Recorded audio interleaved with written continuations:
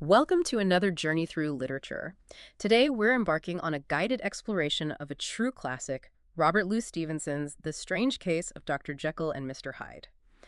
Our mission with every exploration like this is to, extract the crucial insights, spark some new understanding, and really help you gain deep knowledge quickly and thoroughly, without feeling overwhelmed. Specifically, we're undertaking a close reading of a really pivotal section. Chapter 2, famously titled Search for Mr. Hyde. And that title, Search for Mr. Hyde, it isn't just a label, is it? It's really a profound statement of intent for this particular part of the novel. Chapter 2 marks a really significant, quite dramatic shift in the narrative's momentum. While Chapter 1 sort of tantalizes us with the central mystery and, a vague sense of unease surrounding the enigmatic Mr. Hyde, well, this chapter propels us into a realm of active, almost desperate Active investigation. investigation, yeah. It's where that idle curiosity transforms into a compelling, almost obsessive search. It deepens the core mystery of Hyde and immediately introduces these critical conflicts that underpin the entire novel's progression. It's the moment the abstract starts to become terrifyingly concrete. That immediate shift is so key. Before we dive into Mr. Utterson's sort of nocturnal anxieties and his determined quest, let's quickly re-anchor ourselves in Chapter 1, Story of the Door. Hmm. What were those foundational moments that left such a profound sense of unease, both for Utterson and, well, for us reading along? You'll recall we were introduced to Mr. Utterson, a reserved and, highly respected lawyer. He's on a seemingly tranquil Sunday walk with his distant cousin, Mr. Richard Enfield, and their stroll took this unexpected, pretty unsettling turn when they passed that strange, neglected door, a real anomaly on an otherwise, respectable London street. Yes, that door. It's almost a character in itself, isn't it? It was the catalyst for Enfield's really disturbing anecdote. He vividly recounted witnessing this truly repulsive man, known only as Hyde, calmly and brutally trampling a young girl. I mean, just awful. The visceral outrage of the crowd was palpable. And then, in a shocking turn of events, Hyde reluctantly offers compensation. Right, the money. But the real twist, the one that truly sets the hook for the entire novel, was the revelation that this compensation check, well, it was signed by none other than Mr. Utterson's long-standing, highly esteemed friend, Dr. Jekyll. And this isn't just a detail. It's a deliberate and frankly masterfully crafted paradox that immediately raises the stakes. Absolutely, and Yeah. that paradox, that lingering unease, is precisely what drives Chapter 2 forward. Chapter 1 left both Utterson and us with this cascade of unanswered questions. What was the nature of this mysterious Hyde? What could possibly be his connection to the esteemed Dr. Jekyll? And why did Jekyll, a man of such unimpeachable reputation, have his name on a check given by such a detestable figure? These questions didn't just linger, they festered. They really did. The immediate aftermath of Enfield's story doesn't just catapult Utterson into an active search for answers. It becomes this all-consuming focus for him. His burgeoning obsession with Mr. Hyde, and more importantly, that perplexing, almost sinister connection to his friend Dr. Jekyll, becomes the central driving force. This chapter transforms these vague rumors into concrete, unsettling facts. The core questions it seeks to unravel are: what is the nature of Hyde's sinister hold over Jekyll? How deeply intertwined are these two figures? And, what secrets lie beneath that carefully constructed surface of Victorian respectability? This is really where the narrative's rising action truly begins to accelerate, pulling us deeper into the mystery right alongside Utterson himself. It's a remarkable narrative turn, isn't it? It forces Utterson, and by extension us, the readers, to confront the inherent contradictions of a world that seems, on the surface at least, so ordered. Okay, so Utterson gets home, and his mind is clearly still reeling from Enfield's story. But what's the very first thing he does that signals this isn't just idle curiosity for him? How does Stevenson immediately pull us deeper into Utterson's internal world? It's a brilliant stroke of narrative economy, really. It establishes Utterson's motivation right from the very first paragraph of the chapter. We see him return home, deeply troubled. The text describes him sitting down with a clouded brow. Hmm. And that image, it isn't just a simple metaphor for worry. It immediately primes us for the internal storm brewing within him. For a man like Utterson, a man of logic, order, meticulous routine, this isn't just a fleeting concern, it's an oppressive weight. It's like a fundamental disruption to his carefully categorized world, much like, an unexpected dark weather front moving into a previously clear sky. It signals the profound psychological impact of this mystery even before the physical search begins. His motivation isn't merely curiosity, it's this deep-seated worry for his friend Jekyll, whom he sees as potentially vulnerable or somehow compromised. And his profound concern for a friend's welfare, even when it leads him to confront unpleasant truths. That's a core aspect of Utterson's character that Stevenson really highlights right here. And his legal mind immediately zeroes in on something specific, doesn't it? Something that has clearly bothered him for a long time, but now, well, now it takes on new, sinister implications. Precisely. The very first piece of significant rising action in this chapter is Utterson's immediate focus on Dr. Jekyll's will. This document, which Stevenson pointedly refers to as the lawyer's eyesore, well, it isn't just a legal paper. It's a powerful symbol of the hidden, disturbing power Hyde seems to hold over Jekyll. The lawyer's eyesore, that phrase itself is quite telling. It's deeply evocative, isn't it? It's not merely unpleasant to look at, it's painful to behold. It causes discomfort and moral unease to Utterson, a man whose professional life is built on clarity and order. It highlights just how profoundly this irregular legal document clashes with his sense of propriety and justice. And what exactly makes this will so profoundly disturbing, especially in light of what we learn in Chapter 1? Well, the shocking clause states that in the event of Jekyll's disappearance or death, all his possessions are to be given over to Mr. Hyde. All of them. This isn't just a minor detail. It's a crucial piece of information that solidifies the conflict hinted at in Chapter 1. It deepens the mystery established by Enfield's story significantly. Stevenson masterfully uses the will to give Utterson this direct, almost legal imperative to investigate. It transforms him from just a passive observer of a strange anecdote into the active protagonist. He's driven now by deep loyalty and a professional obligation. It directly propels the story forward with increasing urgency. This clause instantly elevates the stakes, giving Utterson a direct, personal, and professional stake in unraveling the true connection between Jekyll and Hyde. It's a testament to Stevenson's narrative skill, really, making a seemingly dry legal document the immediate catalyst for intense psychological and plot development. So for a man of Utterson's character, so grounded in logic and order, how profoundly does this illogical will shatter his perception of Jekyll, and indeed his whole ordered world? It pushes him, doesn't it? Pushes him to seek answers beyond the confines of his office. And who better to ask than Dr. Lanyon, another long-standing friend of Jekyll's? Yeah. But this conversation, well, it reveals even more cracks in the respectable facade that Utterson has known for so long. His motivation here is clear. He wants information. He's hoping Lanyon can shed some light on Hyde. This reinforces his role as a man of action. He doesn't just sit and ponder, he investigates. He follows logical steps even when they lead into illogical territory. Absolutely. The interaction with Dr. Lanyon is pivotal. It offers crucial insights into Jekyll's character and, importantly, the societal context of the time. When Utterson mentions Jekyll, Lanyon's initial indifference is immediately striking. It signals a significant rift in their long-standing friendship, and this isn't just a simple falling out.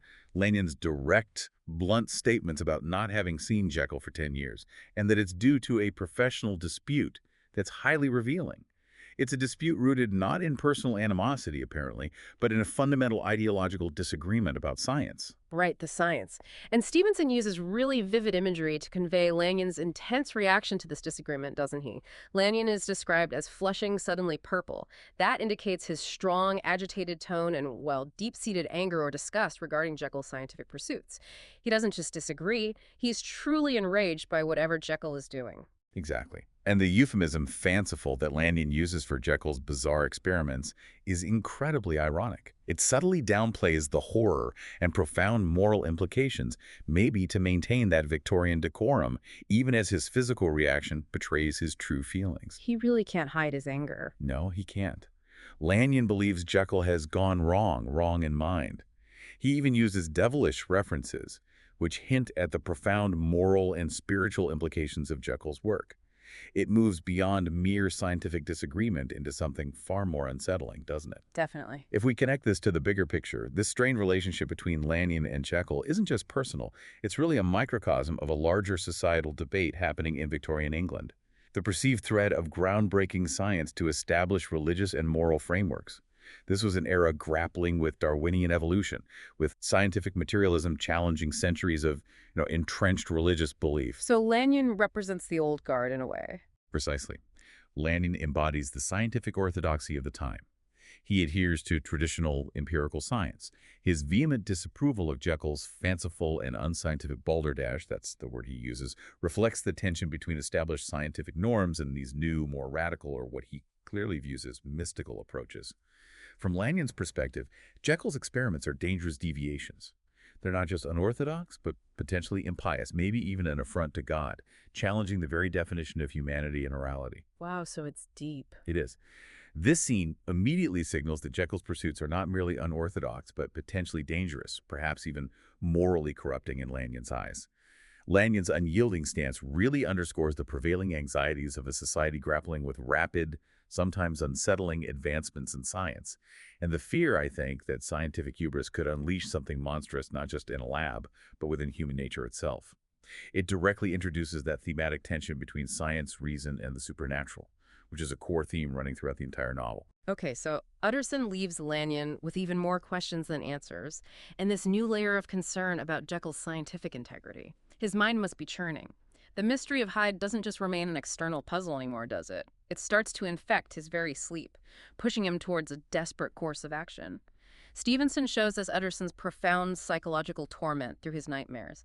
A faceless man trampling a child, a chilling echo of Enfield's story. Yes, the nightmares.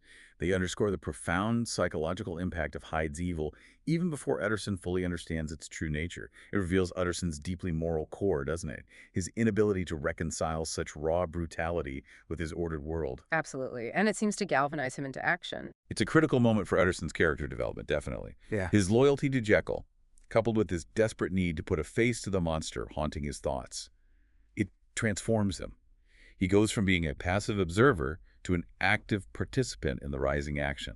He embarks on this determined hunt for Hyde, staking out the neglected door that Enfield mentioned. This demonstrates not just his professional diligence, but also his curious and persistent nature.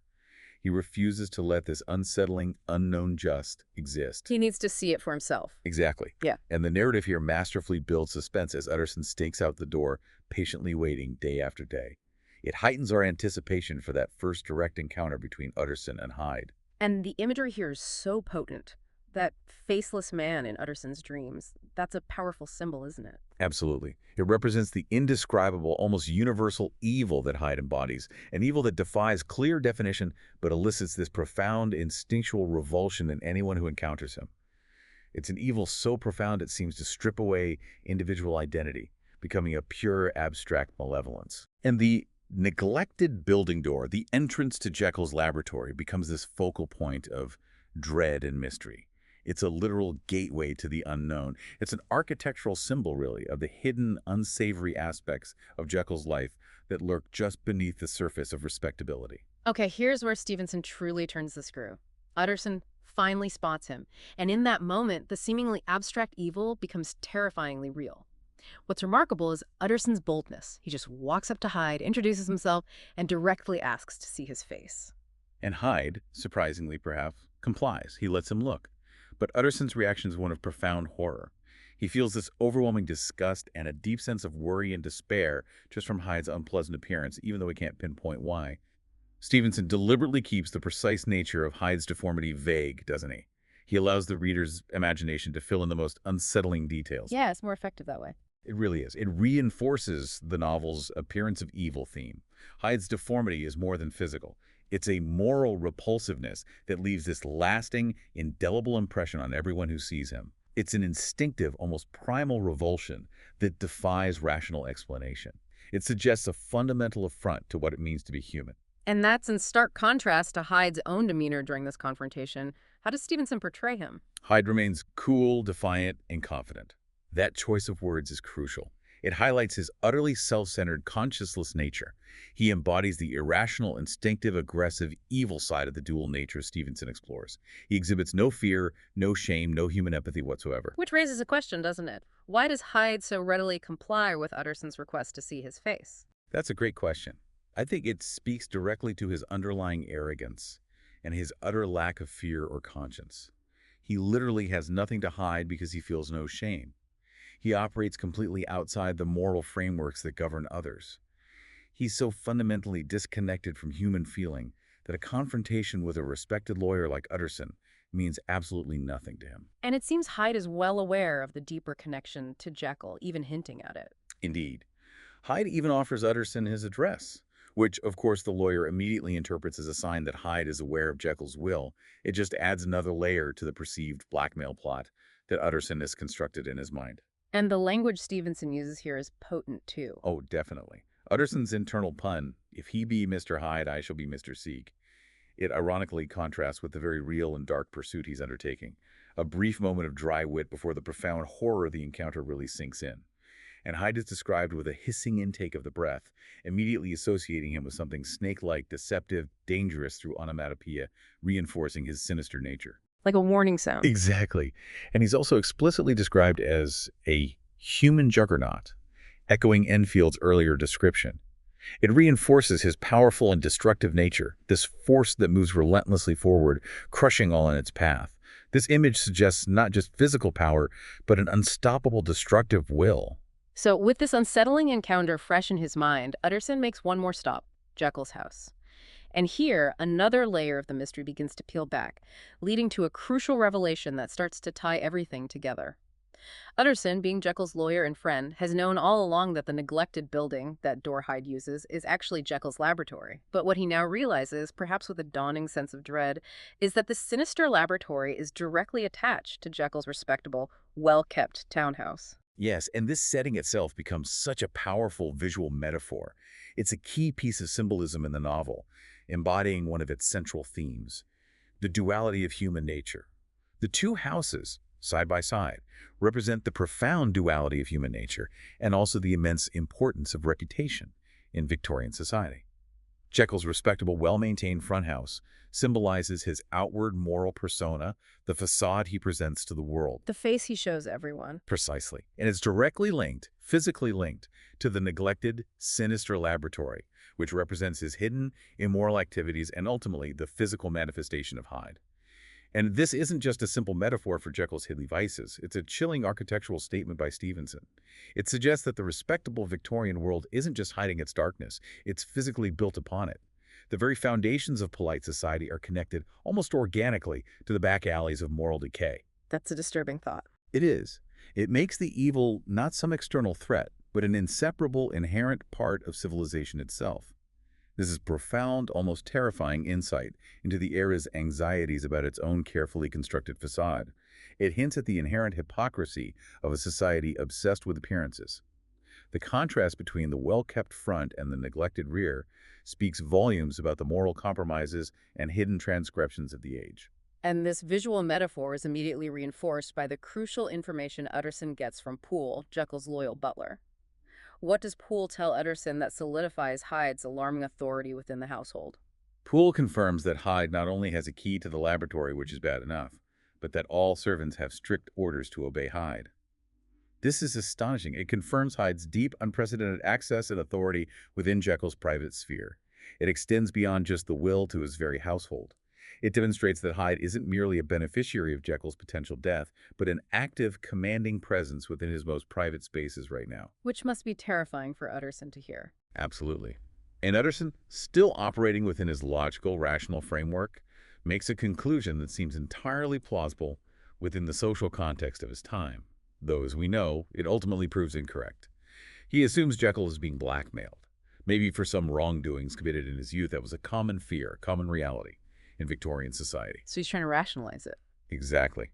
It reveals Utterson's inability at this stage to grasp the true supernatural nature of the connection between Jekyll and Hyde. He tries to explain the irrational within the social norms. He understands secret sins, blackmail, but he misses the deeper, more horrifying truth that lies just beyond his rational comprehension. This discovery further solidifies the rising action of the plot. It connects Hyde not just to Jekyll's property, but to his very household and authority. It sets up the direct conflict in Jekyll's inevitable downfall, and it pulls Utterson deeper into this labyrinthine mystery, making the stakes higher and the search much more intensely personal for him. So let's pull back a bit. What's the broader significance of everything that happens in this chapter? Utterson's shift from logical deduction to this almost desperate, intuitive hunt for answers. Chapter 2, Search for Mr. Hyde. It's clearly far more than just moving the plot along. It feels like an intricate unpicking of the Victorian psyche, a real deepening of a sinister mystery, and a profound exploration of human nature itself. Exactly. This chapter is absolutely critical. First, it firmly establishes Mr. Utterson as our primary investigative force. We see he's driven by this unwavering loyalty to his friend, but also by a compelling, almost desperate need for rational answers in an increasingly irrational world that seems to be crumbling around him.